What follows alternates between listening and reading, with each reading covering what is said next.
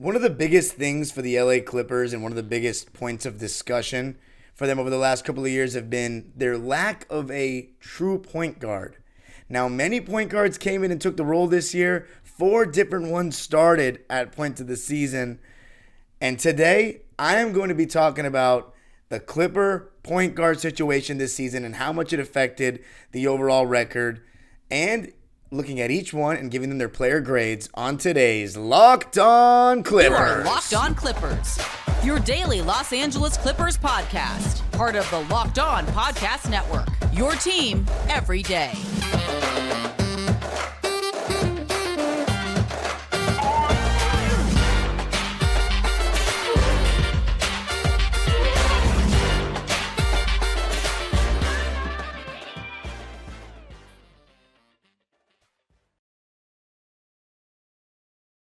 Yes, sir. You are locking in with the Clips. Thank you for making Locked On Clippers the first listen of your day, your team every day. I'm your host, Darian Vaziri, an LA native who just finished his 18th season as a Clipper fan. You can also follow me on Twitter, Instagram, at DimeDropperPod, and subscribe to my own YouTube channel, Dime Dropper, where I go live after every single night of NBA playoff basketball.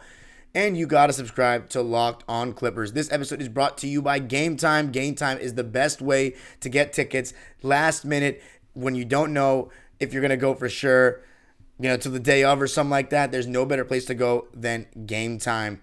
But today's episode, we're going to talk about the point guard situation for the Clippers. A huge thing ever since we got Kawhi Leonard and Paul George has been the point guard position. The Clippers need somebody that's more of a playmaker there, more of a true point guard, which eventually led us to getting Russell Westbrook. But the story and the first point guard I think we should talk about today is John Wall.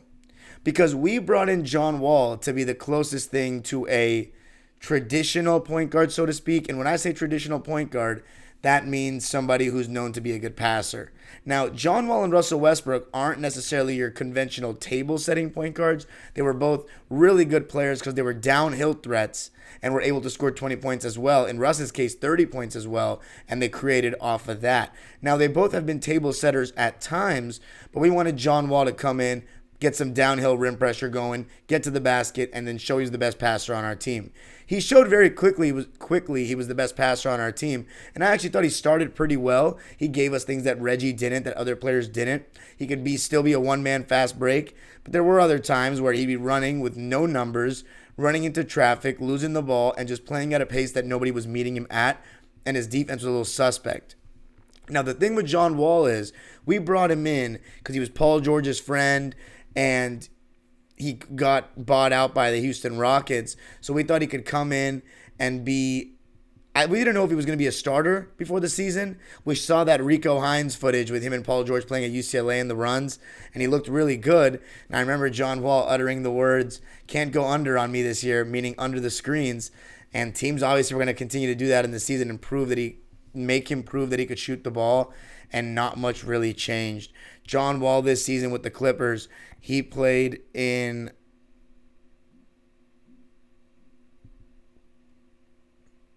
34 games, and in those 34 games, he averaged 11 points on 41% shooting, 30 from 3, and 68 from the line. So not very good, and he's also shooting 3 threes a game. I was of the belief that he shouldn't really be shooting threes because, look, I think a lot of people in the league can shoot 30% on threes on wide open ones, and plus, he even started shooting some contested ones that I thought were unnecessary. So as much as I like John Wall, he was just maybe, better than Reggie Jackson, but next to Kawhi and Paul George, the one thing we wanted to see from John Wall was him do what Russ ended up doing. Get them the ball in their spots, get them the ball coming off of screens, and then do something without the ball in the half court, not always have to run pick and roll. John Wall, in my opinion, he came to the Clippers wanting to prove that he was still John Wall. I've said that time and time again. He wanted to show everybody that he wasn't washed and that he was still good on a bigger stage, because when he was with Houston, nobody was watching that team. They were, tanking after trading James Harden. So coming to LA, I think he believed that he was going to start. He didn't end up starting. It was Reggie Jackson, and he only started 3 games. Those are the games that Jackson didn't play. And look, John, as I said, he was good in the beginning, and then he really tailed off. His jumper just never came around. He wouldn't move without the ball. And I heard some things behind the scenes that it wasn't the best environment with him. It didn't seem like everybody liked him. Now, I don't know if that means players, coaches, but I heard that he was not the most well-liked. That was from one or two people. But clearly the body language just seemed off, and John Wall ended up getting injured. I forget what injury it was. It was abdominal injury, something like that. I think it was an abdominal injury, and he was going to start, I believe, when we pulled Reggie Jackson out. But right when we were about to start John Wall, if that was true, Reggie Jackson and him ended up being traded. Sadly for John Wall, back to Houston, where he ended up obviously not playing. So it's sad. I don't know if John Wall will ever play in the NBA again. If I had to give him a grade, I would give him a C+. Because if I'm being honest, he was better than I expected he would be. I kept telling people when we got John Wall, I was trying to be optimistic about it, but I said he averaged 20 points a game on a bad team on low efficiency, and you expect him to come in on a championship team and just be like, one of the better players on it, a championship contender, and he didn't really improve. He's just a worse version of his old self, and he still has the same ego, so to speak. And I really like John Wall. I want to make sure I say that. He followed me on Twitter this year. I've been a fan of his since Washington. I even saw him play, as I mentioned in the last episode, talking about Michael Winger, if you haven't checked that out. But I talked about John Wall being one of my favorite players when I was younger. And it was really cool to see him in a Clipper uniform. It was awesome to see him live. He was, pretty electric, how fast he was, and he would get the crowd going. And I really wanted it to work out for him. But it just seemed as though off the ball he didn't add anything. And when he was on the ball, he was taken away from Kawhi and Paul George. And teams eventually just kept going under screens. And he would try to drive downhill, but he would get himself in some trouble. And the thing is, he would get to the foul line, but he wouldn't make his free throws. As I said, 68% from the foul line for him. And he did shoot 3 free throws a game, which overall in our season, only Kawhi Leonard, Paul George, Norman Powell, and Russ shot more. John Wall shot more than everybody else that played for us this season. So there's that. So John Wall, I give him a C+. Again, I want you to comment what you think of all the ratings, but he wasn't that significant a part of our season, in my opinion, John Wall. What was also frustrating for him was that he had to play under a minutes restriction for so long, and he was getting annoyed with that, I heard. So 34 games for him. But coming up, going to be talking about the point guard that started the most games for the Clippers this season. That would be Reggie Jackson, a cult hero traded to the Denver Nuggets. Going to be talking about him coming up. Before I do that, I got to tell you about Game Time. I've mentioned a couple times, but there was one time, for example, my first game I went to see Lob City play, and it was Clippers and Rockets, and my mom came home and was like, we got to go to this game. We got to go to this game. And I was like, what kind of seats are we getting? It's going to be late in the game already. We're probably going to get there after the first quarter. And we did. And it was not fun, by the way. But if I had had the Game Time app, buying tickets would not have been as stressful, because Game Time is the fastest and easiest way to buy tickets for all sports, music, comedy, theater near you. It has killer deals on last-minute tickets and their best price guarantee.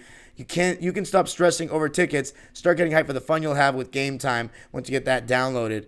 And Game Time, with it, you can get images of your seat before you buy, so you know exactly what to expect when you arrive. It's the fastest growing ticketing app in the country for a reason. You can buy tickets in a matter of seconds, 2 taps, and you're good to go. Tickets are sent directly to your phone, so you never have to dig through your email. Snag the tickets without the stress with Game Time. Download the Game Time app, create an account, and use code LOCKEDONNBA for $20 off your first purchase. Terms apply.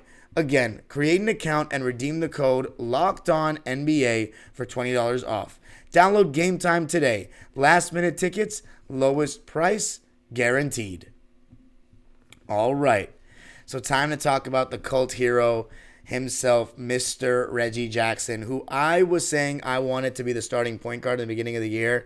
And when I started to see that Reggie was a little off the pace, now let me take a look at Reggie Jackson's splits. So for his numbers overall with the Clippers this season, Reggie Jackson started 38 games. That was the 5th most on the team after Zeus, Senior, PG, and Kawhi. He played 26 minutes a game, which was only less than Paul, Kawhi, Russ, Zeus, Senior, and Norm. So he was still one of the highest in minutes. So he didn't play with Russ. If you take Russ off, it's just Paul, Kawhi, Zeus, Senior, and Norm getting more minutes than him. And in Norm's case, less than 1 full minute less than Norm. 25.7 for Reggie, 26.1 for Norm. And considering how much better Norman Powell was, that's just ludicrous when you look back and think about it. But Reggie averaged 11 points with the Clippers this season, 3.5 assists. He also averaged 2 turnovers a game. He shot 35% from 3 and 42% from the field. So not great, not horrendous in terms of his shooting, but I'm not going to lie, a lot of the stuff that Reggie Jackson does that doesn't go in the stat sheet in a negative way. Like the amount of time he takes to get into a possession, the amount of dribbles that he wastes and takes away from everybody else, the amount of shot chucking that he does. He can honestly shoot better if he just took the smarter shots. And then defensively and rebounding, giving us absolutely nothing. I get it. It's, it's not the point guard's job to rebound necessarily. But in today's NBA, with all the long misses, you should be getting more than 2 rebounds a game in 26 minutes. They're out there for the taking. And Reggie Jackson, as the season progressed, we just started to see that when his shot wasn't falling, and he had clearly taken a step down from last season with all the minutes he had played. Remember, this is a guy who last season was pretty much carrying us throughout the season and then started the majority of our games in 2021. Last season, he started 75 games and played 31 minutes a game in those games. In the regular season the year before, he started 43 games. In the playoffs that postseason, he started 17 out of 19 games and played 33 minutes a game. So if you look at the Clipper players, Reggie Jackson over the last 3 years has maybe logged more minutes than any of them. So he fell off a cliff. And look, when you look back at it, it was partially Ty Lue's fault for leaving him in the starting lineup for so long. The sad part was we wanted Reggie to transition into a bench role, and then we knew we had too good of options with Luke Kennard, Norman Powell off the bench for even that. So then I started to say I want him to just be a vibes guy on the bench, but he didn't accept that. And funny enough, he has ended up becoming that with the Denver Nuggets. He's not in the rotation. I wish he had just been like that for us, but I think it was just a tough pill to swallow when Ty Lue, who had given him the starting job for half a season, majority of the season in 2021, the whole season in 2022, the beginning of the season in 2023, and then took him out of the starting lineup. And that's when I heard that Reggie's demeanor just totally changed. He stopped talking to people, and you could just see him just wearing his hood all the time and not really dancing or showing any kind of positive energy that we've become so accustomed to seeing from Reggie over the last 3.5 years. So, or actually ended up being 3 years on the dot. But I still thank Reggie for everything that he did. He wasn't good this season by any means. Those stats, honestly, aren't as bad as what it really was. And think about it this way. The Denver Nuggets are the team that ended up winning the West. So they're the blueprint now that we got to look to compete against next season, right? Reggie Jackson isn't in their rotation. It took Mike Malone a couple of games to figure out what it took Ty Lue 38 games to figure out. Now, if Reggie Jackson is not good enough to get into a rotation at all for a team that won the West, and that was our aspiration, what does it say about us that we started him for 38 games? It shows that we were too lenient and we let the leash, go get too long with Reg. And we had a guy that's not in a rotation for a championship contending team, maybe the championship team, starting 38 games, not playing 38 games, starting and playing as much as Norman Powell, basically, and more than Terance Mann and other guys in the roster. That's really, shows some clarity as to why we were 44-38. If you really think about it, our record with him in the starting lineup was 19-19, which, funny enough, is not even that horrendous considering a lot of those games were without Kawhi and or Paul George. But it just shows we could have had an even better record. And coming up, I am going to be talking about Terance Mann and then ending with Russell Westbrook. But before I do, by the way, before I go to that, my grade for Reggie Jackson, honestly, is a D. I know that sounds harsh, but he was just not good. I don't even know what to say. If I had to grade, just to be nice to Reggie, in 2021, I give him an A+. In 2022, I give him an A. This year, I give him a D. It happens. But coming up, going to be talking about this small period of time that was Point Terance Mann, and then, of course, Russell Westbrook. But before I do that, I got to tell you about the best, most comfortable, versatile leg wear around, and that's Bird Dogs. Woo! I look better and feel great wearing bird dogs. Tomorrow, I am very happily going to a family wedding in Northern California, and I'm going to be in the car for 6 hours, and I need to be comfortable, so I'm going to be wearing bird dogs, and the stretchy fabric makes my legs not only look fabulous, but they're comfier than my other shorts and pants because they're like mixture of sweats, shorts, but they don't feel like rough pants. They give me the freedom to wear one pair and rock it the whole day. I could wear it to go hoop after if I get to the hotel, maybe wear it by the pool, take them out before I go inside, or just hanging out in the room. Everything I do, I can do in bird dogs, except for go to the wedding, of course. But go to birddogs.com/LockedOnNBA, and when you enter the promo code LockedOnNBA, they'll throw in a free custom Bird Dogs Yeti style tumbler with every order. So Bird Dogs is the place to go. birddogs.com/LockedOnNBA, promo code LockedOnNBA. Bird Dogs, the best legwear around. Woo woo. All right. So there was a period of time this season after we took Reggie Jackson out of the starting lineup where it was rumored that Lawrence Frank in the front office strong-armed Ty Lue into starting Terance Mann at the point. Now, I say Clipper fans, were in favor of this because we started to think and realize that the Clippers don't really need a true point guard.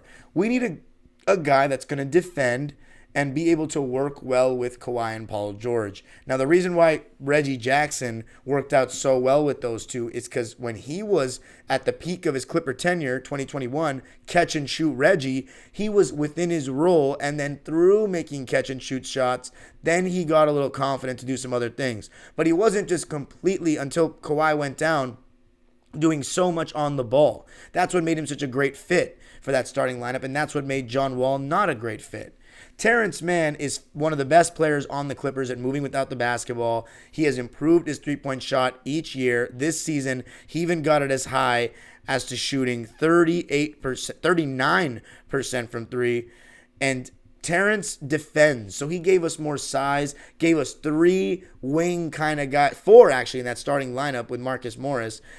So our smallest guy was 6'5" in the starting five, and it was making a difference. As you recall, 10-2 in the last 12 games before we got rust that Paul George, Terance Mann, and Kawhi Leonard all played in.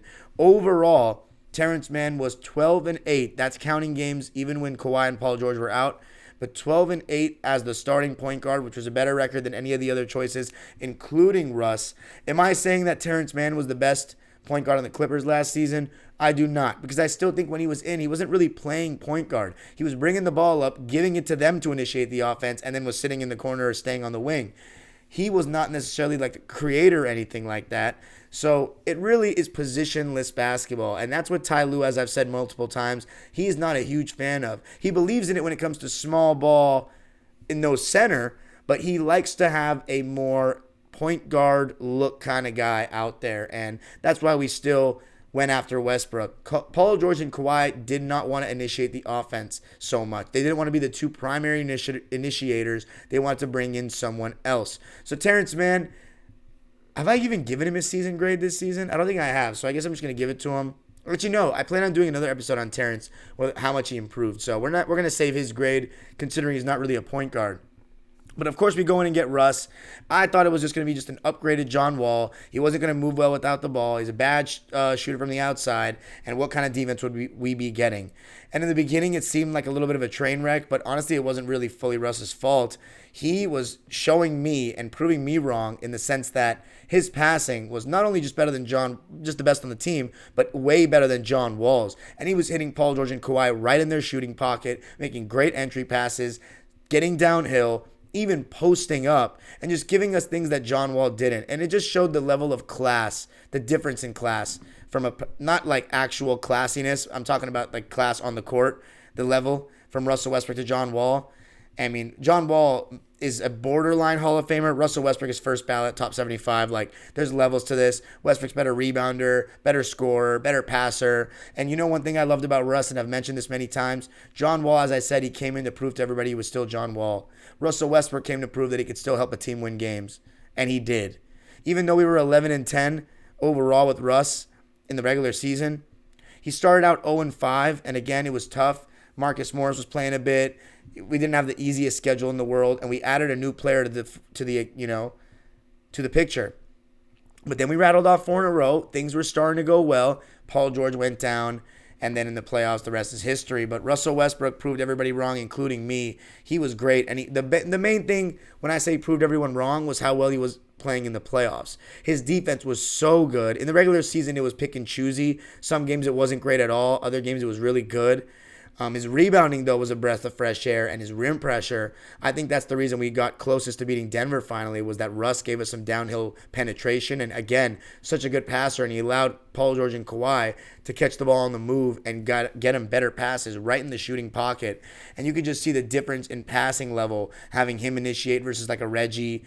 And Russ was awesome. As I said, I really hope we bring him back. So overall, in conclusion, it seemed like the Clippers, players, and coaching staff thought we needed a point guard when we really didn't. Lawrence Frank said that we wanted a guy that can shoot the ball and defend. And Russell Westbrook ended up shooting the ball pretty well in the playoffs. Let me recheck his three-point percentage because Russ averaged 16, 5, and 7.6 assists with the Clippers in the regular season. His shooting splits were 49% and 35.6% from 3, which is really solid. And then in the playoffs, he took it to another level, averaged 23.6 points a game, 7.6 rebounds, and 7.4 assists. So 24, 8, and 7. A steal and a block a game to go along with that. And his shooting splits, 41% and 36 from 3. And again, this is without Kawhi Leonard for 3 games and Paul George for all 5. So Russ, I thought, was great, and those stats don't show his defense. And some of those stats are skewed because the first game he was 3 for 19, but he played amazing. So Russell Westbrook proved me wrong in the sense that when they said we didn't need a true point guard, I was forgetting how great it was to have an elite passer. Not just a good passer, but an elite passer. And Russell Westbrook is the best passer we've had since Chris Paul. And other than that, I knew his downhill rim pressure was going to be good, but it's mainly the defense and moving without the ball. Russ was able to find other ways to contribute when people were sagging off, whether it be diving to the basket, being a more willing screener, and crashing the offensive glass. Those were huge ways he impacted the game off the ball, including those huge rebounds in our Game 1 win, offensive rebounds against Phoenix. Russell Westbrook, my season grade for him is a B+ for the Clippers. If it was just playoffs, I'd say it was an A. Regular season, I'd say it was a B-, so an average B+ for Russ. I would love to have him back, but of course, as we all know, it depends what he's looking for financially and what we can afford. That's it for me today, guys, though. Let me know what you thought, what the player grades were for the Clippers. So in conclusion, sometimes we can be wrong as fans as well. It would be nice to keep Russ and have another true point guard in the sense that they're a great passer, because Kawhi and Paul don't want to initiate. And to be honest, Paul George is a turnovers waiting to happen at the highest level. So I don't think we're going to win a championship with him being the primary initiator alongside Kawhi. I think we do need another point guard. If that's Russ, I really hope it is. We'll see. You can follow me on Twitter and Instagram at DimeDropperPod. Subscribe to my own YouTube channel, Dime Dropper, for even more Clipper content. And, of course, subscribe to Locked On Clippers. Hit the notification bell so you know every single time we post a video. Make sure to comment on the video your player grades for all the point guards that the Clippers had that I mentioned. The age-old proverb continues, go Clippers.